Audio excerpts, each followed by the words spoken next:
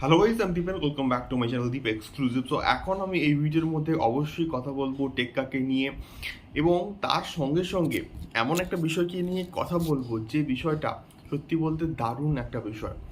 তো বিষয়টা হচ্ছে গিয়ে আমরা যখন বড় হয়েছি, মানে ছোটবেলা থেকে ওই সময়টা সঙ্গীত বাংলা একটা দুর্দান্ত প্ল্যাটফর্ম কিন্তু ছিল।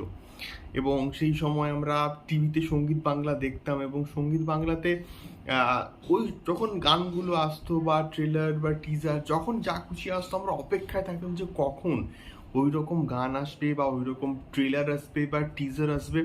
তো সেই জায়গা থেকে দাঁড়িয়ে আমাদের ওই সময়টা সঙ্গীত বাংলা একটা দারুণ কিন্তু বিষয়পত্র ছিল।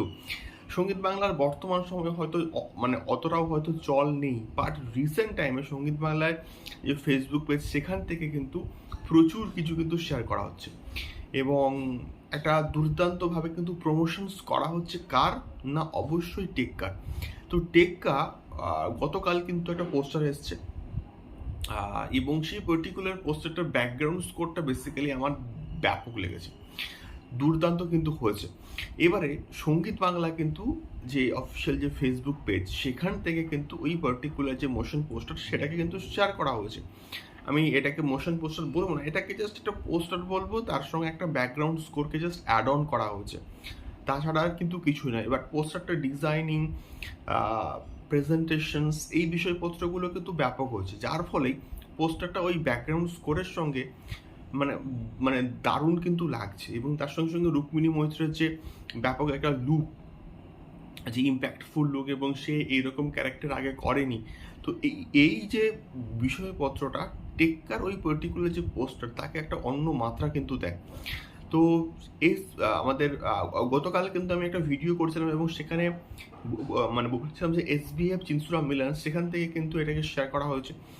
তো মানে হল মালিকরা আস্তে আস্তে কিন্তু আগ্রহী হচ্ছে এই পার্টিকুলার প্রজেক্টটাকে নিয়ে, এবং তার সঙ্গে সঙ্গে সঙ্গীত বাংলাও কিন্তু টেক্কার একটা দুর্দান্ত রকম কিন্তু প্রমোশনস করছে।